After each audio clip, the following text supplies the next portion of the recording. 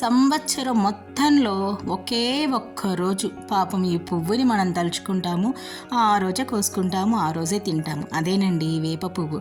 మరి ఉగాది వస్తుంది కదా, ఉగాది అనగానే ఫస్ట్ మనకు గుర్తొచ్చేది ఉగాది పచ్చడి. అందులో మనం వాడే షడ్రుచుల్లో అంటే తీపి, చేదు, ఉప్పు, కారం, పులుపు, వగరు ఇవి ఉంటాయి కదా. మరి చేదుకు మనం వాడేది ఈ వేప పువ్వు అనమాట.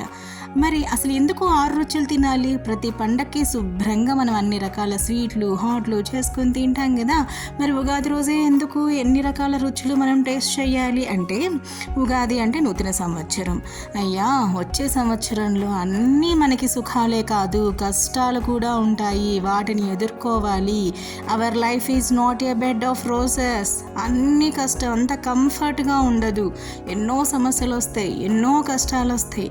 అన్నిటినీ ఎదుర్కొని ధైర్యంగా మనం ముందే వెల్ ప్రిపేర్డ్గా ఉండాలి అనేది ఒక రకమైన అర్థం అన్నమాట దీనికి. మరి ఈ వేప చెట్టులోనే మనకి అన్ని ఔషధ గుణాలు ఉన్నాయి.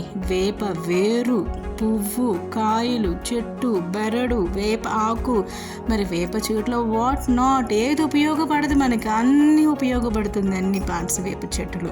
అందులో మొట్టమొదటిగా మనకు గుర్తొచ్చేది ఈ వేప పువ్వు అనమాట. మరి ఈ ఉగాది పచ్చళ్ళలో మెయిన్ ఇంగ్రీడియంట్ అదే.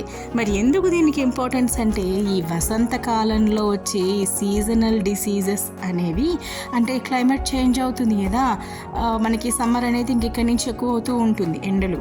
సో అలా సీజనల్ డిసీజెస్ అనేది రాకుండా మనకు ఒక రకంగా ఇది కాపాడుతుందన్నమాట. ఇది మంచి క్రిమి సంహారిణి, యాంటీ బ్యాక్టీరియల్, మన రక్తాన్ని శుద్ధి చేస్తుంది. అలానే రోగనిరోధక శక్తి కూడా పెరుగుతుంది వేప పువ్వు తినడం వల్ల. మనం ఈ వేప పువ్వు తినడాన్ని ఏమంటామో తెలుసా? నింబకుసుమ భక్షణం. నింబకుసుమం అంటే వేప పువ్వు అని, భక్షణం అంటే తినడం, అందరికీ తెలిసిందే. మరి ఎందుకు తినాలో మరి ఇప్పుడు చెప్పాను కదా. మరి ఎలా తినాలి అంటే, కొంతమంది ఆకులు, అలములు, కొమ్మలు, రెబ్బలు అన్నీ తుంచేస్తారు. కాదండి, ఈ పువ్వు మాత్రమే వాడాలి. ఎస్పెషల్లీ ఈ పువ్వు రెక్కలు.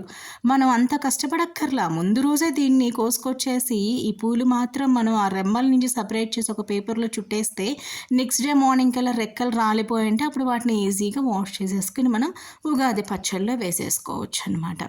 మరి మీకు ఇష్టమైన ఈ ఉగాది పచ్చడి, మరి షడ్రుచుల కలయిక, అంటే మన లైఫ్ అనేది ఎలా ఉంటుందో దానికి బెస్ట్ ఎగ్జాంపుల్ ఈ ఉగాది పచ్చడి. I wish you all the best and happy Ugadi.